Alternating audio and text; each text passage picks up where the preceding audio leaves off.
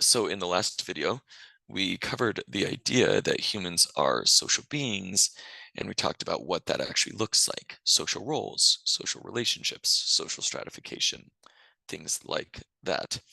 I want to now shift into the second point I made at the start, which is that humans are cultural beings.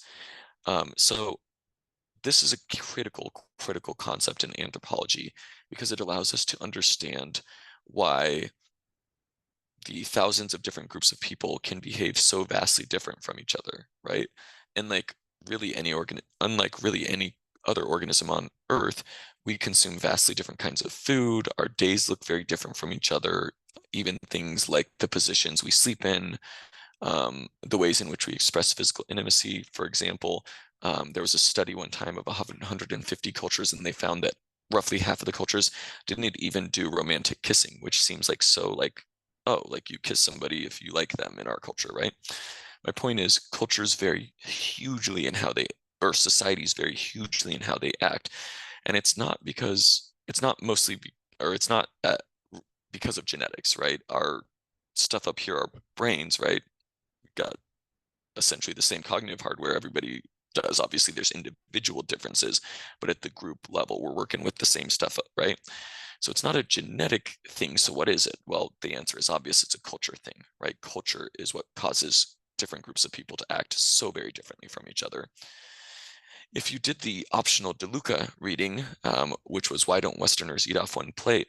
Laura DeLuca, who's an anthropologist, talks about an interesting experience her students had when they were out doing research with a group of people that live in the Tanzania, the Hadza. The Hadza are well known for being one of the, in Africa, one of the groups that has most consistently stuck with hunting and gathering. Oftentimes, hunter-gatherer groups kind of get, in a variety of ways, pushed into or pulled into systems of farming and wage labor. The Hadza still do a huge part of sort of their daily life. For a lot of Hadza people is still this sort of like very classic hunter-gatherer life. So anyways, Laura DeLuca's off there hanging out with a Hadza community, doing what anthropologists do, hanging out, talking to people, and trying to better understand people's way of life. But one of the things that the folks that she's talking to, the Hadza folks, say is like, why are your students always like going off and eating by themselves? And so DeLuca is like, yeah, actually that's really strange from a Hadza perspective. From a Hadza perspective, everybody comes home, pulls the food together that they've gathered during the day and splits it up evenly amongst each other. That's very, very different than sort of this idea of, for a lot of folks that are sort of used to our very sort of fast-paced industrial lifestyle, where you get home from a long day of work and all you want to do is go off into your room and spend some time by yourself and veg, right? So cultural differences can be profound. Um, we have so many things in common. Like I mentioned before, every culture's got art, every culture's got politics, every culture's got kinship, and yet what those look like vary hugely based on culture. So let's define culture then. Culture can be thought of as a group's shared and learned ways of thinking, communicating, and acting that we get by part of being in the group. So it's a shared learned way of thinking and communicating and acting that we get from being part of our group. So I want to explain what I mean by that. First, let's talk about the idea of culture being something shared. I mentioned before the idea of red lights and green lights. That's a good example. So is shaking hands. When you go up to somebody and put your hand out like this, you don't like try to karate chop their hand because you think they're trying to fight you. You understand that it's a handshake, and a handshake is often a way we initiate a contact with a new person. So shared, it's a set of understandings we have of how we're supposed to act around each other. Among Aboriginal Australian people prior to colonialism, there was a continent-wide shared understanding of something that has different terms in different Aboriginal Australian languages, but often gets translated into English as the dreaming or the dream time. And it's basically this idea of spiritual beings that have shaped the land. And so certain parts of the land are sacred, and they are also connected to certain kinds of what in English we would call totemic beings or spirit beings that are associated with certain clans, and that historically helped figure out where different groups of people lived and what their resources were. Your clan was kangaroo. Kangaroo was associated with this spot, this sacred land, this story. That's where you lived. So it was this continent-wide way of dividing land, deciding who was related to who, doing religious ceremonies, that by and large allowed people to demarcate all of this without what we would think of nowadays as a formal government. So that's the power of culture over huge distances, to give people sort of a shared mental map of the world. Yet at the same time, culture is contested and it shifts, right? And people change it, and we push back. Since we're all part of it, since we're sharing it, we have that ability to help shape it to varying degrees, right? Mass activism movements like the civil rights marches in the 1950s and 60s and strikes, or here in Alaska, the push for um, by Elizabeth Petrovich and many other, Alberta Schenk and many other people, to get the non-discrimination law passed for protection of Native people in employment back in the 1940s. Again, that's a good example of people in a culture kind of like pushing for something and helping to shift perception in the culture. So it's shared, but that doesn't mean that we're all just sort of like boop, boop, boop robots, right? We can shape our culture since it's shared. At the same time, it's learned. So if I was to say to you, how did you pick up your culture, right? Parts of your culture, if you were to list 100 things that you do that are other people in the United States do, or other people in your specific subculture do, probably a lot of those things you could say like, oh, I picked this up at a certain time. So for example, waiting in line, queuing, that is not found across all cultures. There are many cultures in which a bus pulls up and everybody just essentially rushes towards the door. So in cultures that queue or do lines, you often pick it up in school, right? Or in religious communities, you learn certain values, concepts, and stories, among other things, in the religious meetings. Even our sometimes people's private religious actions, they've still picked them up, right? By reading holy texts, by going to meetings, things like that. There's a lot of other things with culture that you probably don't remember how you picked it up, right? So for example, I, as a man that grew up in the 80s and 90s and was raised by a man that grew up in the 40s and 50s, I hold my body in a certain way when I walk that's sort of expected to be a certain type of masculinity, right? It's not as if my father ever sat me down and said, now listen here, kid, this is how you're going to walk so you can be a man, right? That was not a thing in my home. But I watched how he walked and how other people walked that were adult men, and it shaped how I hold my body and how I walk. And people hold their bodies in different ways across cultures. So sometimes we learn culture very explicitly and directly. It's told to us.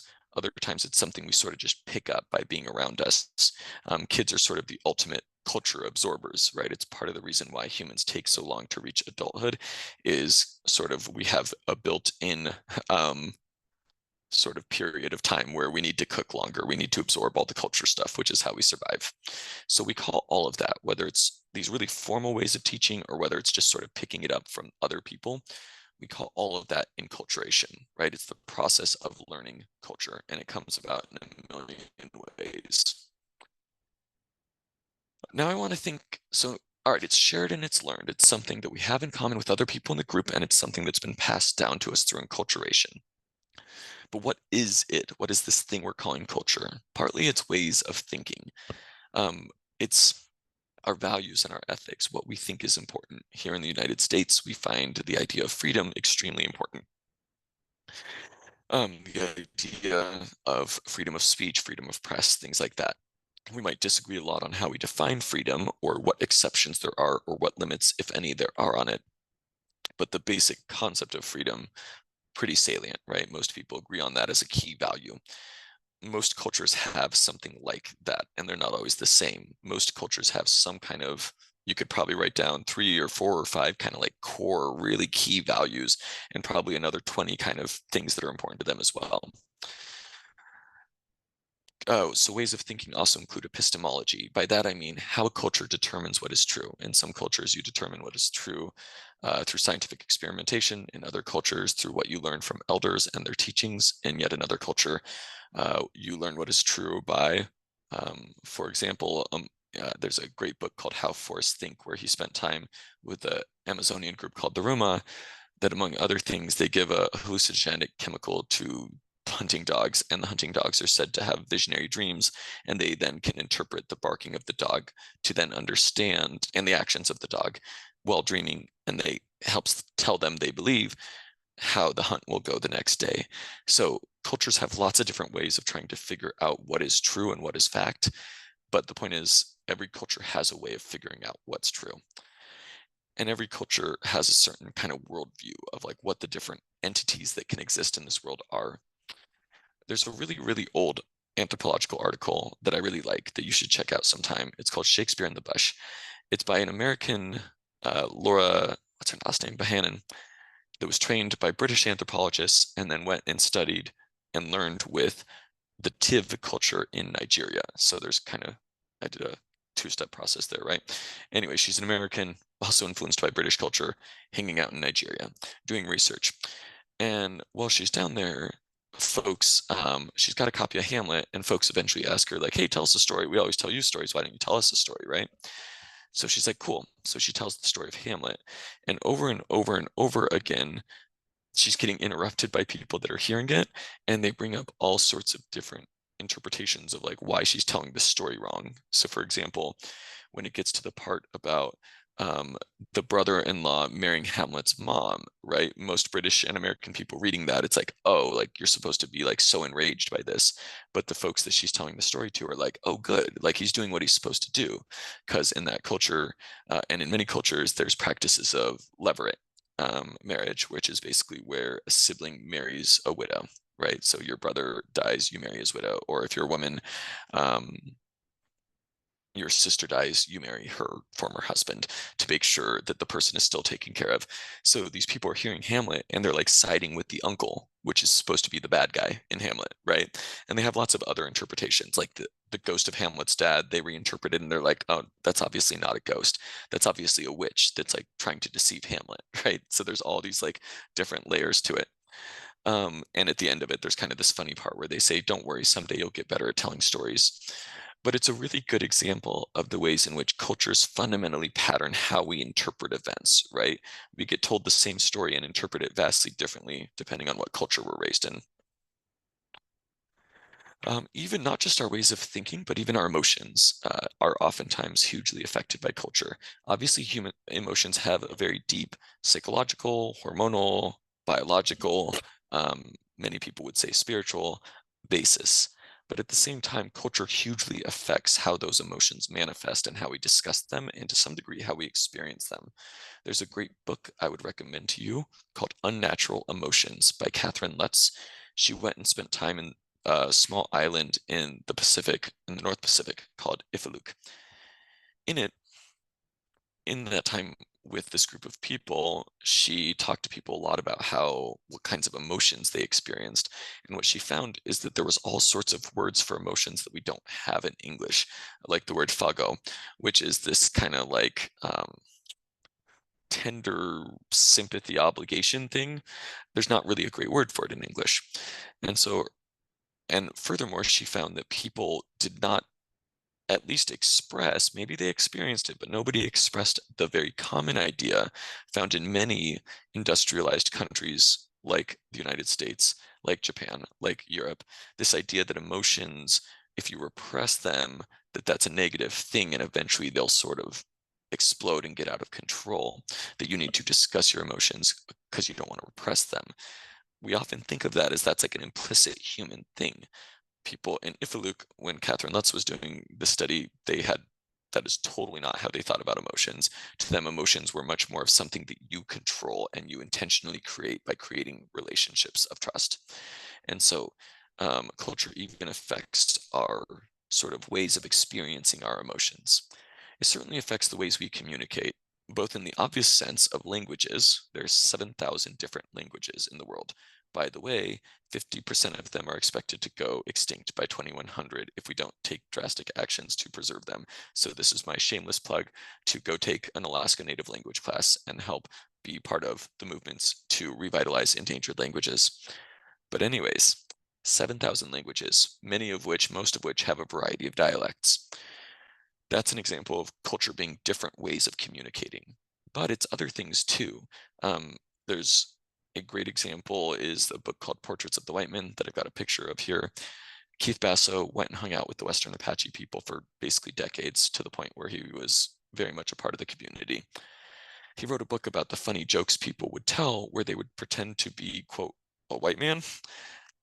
Most of the white people they were actually encountering on a daily basis were like car salespeople and missionaries and doctors. And so what they were actually sort of making fun of was not sort of generally white people, but sort of specific things that, for example, doctors and salespeople would do, like a sort of like overly friendliness that to them felt really fake and really silly. And so they make jokes of it. That's an example of a way of communicating how we joke. That kind of a joke, if you were to do it in other contexts, um, would probably not be very funny, but to Western Apache people, it's hilarious, right? Humor is very situational. So our ways of joking are cultural. Our ways of expressing power, all sorts of things, right? It's all sort of cultural. I have the example there of Let Your Words Be Few. It's a book about 17th century Quakers, which is a religious group that started in England. And they were very controversial at first for a number of reasons in England. It's one of the reasons many of them came over to the United States, and eventually that's part of where we get Pennsylvania from, the state of Pennsylvania, founded by William Penn. Anyways, in England, though, one of the things they wouldn't do is they wouldn't take off their hat to acknowledge nobility. That's a way of communicating hierarchy that they refused to do, because their interpretation of the Bible was that you don't show hierarchy between human beings. So our ways of communicating are not just the languages we speak, but all the little things we do to send messages, like taking off our hat, holding a door, or how we joke around. Finally, culture is our ways of acting. Whether it's clothing or art or music or language or work or food or gender roles or time or family or religions or values or government or a million gajillion other things, culture shapes how we do these things profoundly. It shapes how we celebrate, as with this example of the wonderful, in my opinion, really fun celebration of Holi in India and places with a substantial Hindu population or a substantial South Asian population, where people throw colored material on each other. It's really, really fun springtime celebration. Or whether we talk about who people look to for spiritual guidance and advice, or whether we're talking about how one structures one's family. Here in the United States, by far and away, monogamy is the most common form of marriage, two people being married at a time. Indeed, technically, it is the only legal form of marriage. By contrast, in South Africa, it is still legal to be polygynous, to have multiple spouses. I say still because many nations over time have outlawed it. Jacob Zuma is here pictured. He has 4 wives at the moment. And so at the level even of how we structure families, that's a cultural thing as well. In one culture, that would be illegal and certainly very controversial. In another culture, that is, if not commonplace, at least not unheard of, and people wouldn't think of that as morally wrong in any way. It even affects, again, how we hold our bodies. This is a map of proxemics. So basically, across cultures, you have, in any given culture, there's kind of a sense of how close somebody's supposed to get to you, if they're your friend versus if they're an acquaintance versus if they're a stranger. Unless you're riding on the New York subway, strangers don't get within 3 inches of each other. That's not a thing. It's very uncomfortable if they do, because we have a social cultural understanding of what proper distances are, and we're constantly calculating what distance people are supposed to be from us, right? And so culture is that as well. Now, I do make a note here towards the end. Although culture does hugely influence our behavior, it's not a determinant. And what I mean by that is humans have agency. Humans have the ability to choose to say, I don't want to do that cultural thing. And in some cultures, you might be punished, maybe by a glare, maybe by being thrown in prison. But humans do, even in such extreme circumstances, people can and do push back on their culture. Other times, cultures change as a result of massive movements. A group of people, for example, decides to rebel against the British monarchy and establish their own country. By the way, I have a picture next to here of a longhouse. There is a group of people called the Haudenosaunee or Iroquois. Their governmental structure traditionally was fascinating and involved like 50 representatives that were divided into 2 chambers or two halves, and then also had like a person that helped make the final decision. A lot of people have like drawn a comparison to the US Constitution and given how many Haudenosaunee people knew a lot of the early American founding fathers. Some people think that that's part of where some of the ideas of how the government would be set up originated, in addition to other more obvious places like English Parliament and stuff like that. Anyways, that's a bit of a tangent, but a good one because it points out the fact that cultures influence each other and cultures change over time, partly internally and partly as cultures hang out with each other and learn ideas from each other and share ideas and respond to each other. Finally, culture is something that we gain by being in a social group. So as a reminder, society is the group, a culture is the thing that the group has, their common way of living. And that could be your social group could be as big as a country, it could be as small as a town. And that is it for today. So remember, you are fundamentally a cultural and a social being. Thank you for your time.